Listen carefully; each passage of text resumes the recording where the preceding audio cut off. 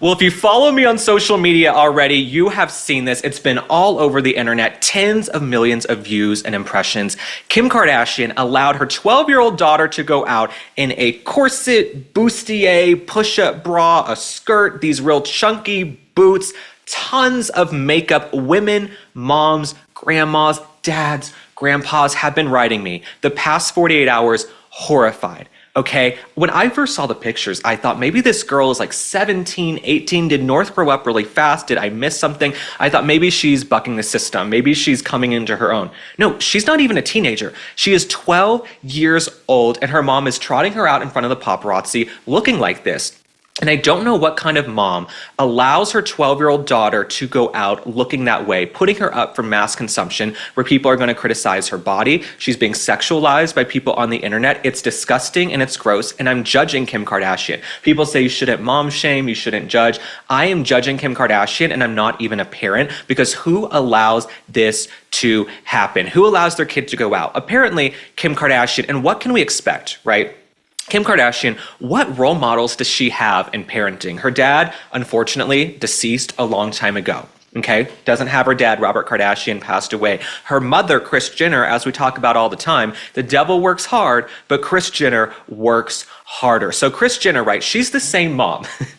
She's the same mom who stood to the side as Kim was posing for Playboy and said, "You're doing amazing, sweetie, you're doing amazing." That is who Kris Jenner is, right? So how can we expect Kim Kardashian to be any different? That's who she was raised by. And I feel like in life you can go down two avenues, okay? You can either break the cycle and be a totally different parent than the one who raised you, right? That happens when people grow up in a tumultuous household or they have an abusive parent, what have you. They say, you know what, I'm going to break the cycle and switch it up. Kim Kardashian has decided just to emulate and recreate the parenting that she had from her mother, Kris Jenner, and I think it's pretty gross and disgusting. I just don't know who allows their 12-year-old daughter to go out like that, and I think it's a fine line, right? So many people in my comments said, if you want your daughter to express herself and experiment at home with makeup and hair and try on clothes in your closet, who has a better closet to play in than the Kardashians, right? It's probably a little girl's dream. But when you put her out there in front of the paparazzi and tens of millions of people, probably hundreds of millions online discussing her, that is where I start to judge you, Kim Kardashian. And they were also dancing around in this video to a pretty provocative song. The mom, Kim Kardashian, looked pretty drugged out. She's got her breast out. And what can we expect, right? We discovered Kim Kardashian on her back. Up until a few years ago when Skims really took off and she became a successful maven, she was famous for her sex tape. She was famous for sleeping with rappers and basketball players. That's who Kim Kardashian was, right? She always used her body and her nudity to garner attention for herself. And it seems like maybe she's passed that down to the child, or at least the child has gleaned that just through osmosis. But remember, Kim Kardashian, she had the sex tape. Then there was the magazine cover where she was basically completely nude, frontal, back. It was the Break the Internet paper magazine. You guys can go Google it. We won't be putting it up on the screen.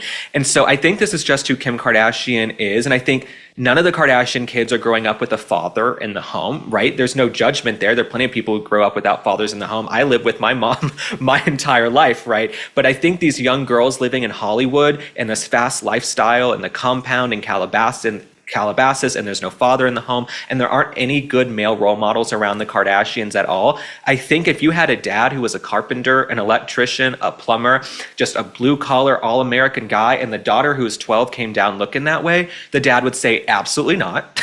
F no, go back upstairs and change. But there's nobody like that. And Kim Kardashian's mind is probably warped from growing up in Hollywood, being famous. So I don't think she's in a position to really challenge the daughter, but I think it's gross and I think it's disgusting.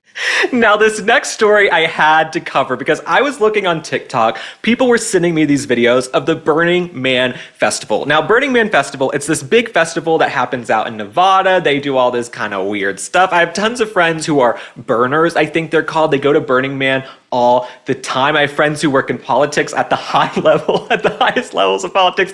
They're really into Burning Man. Okay, all the tech billionaires and CEOs, they're into Burning Man. I'm looking at this footage on the screen of this dust bowl that came through Burning Man. I want to sneeze so badly. I'm trying not to sneeze just from looking at this video. This looks like hell on earth. Okay, this looks like my idea of purgatory. You could not pay me to go there. I'm not a Coachella person. I'm not an Austin City Limits person. I don't do music festivals because I don't do porta potties. I don't like to be without my creature comforts. I don't like to be without my Wi-Fi and my bath and my Dr. Teal salts. I don't want to go rough it anywhere. Okay, if that was the life I was meant to lead, then I would be leading it. I don't want to go rough it. The last time I went camping was when I was like 15 in New Mexico, okay? I'm done. I've had it. And when I see this dust bowl rolling through Burning Man, you couldn't pay me.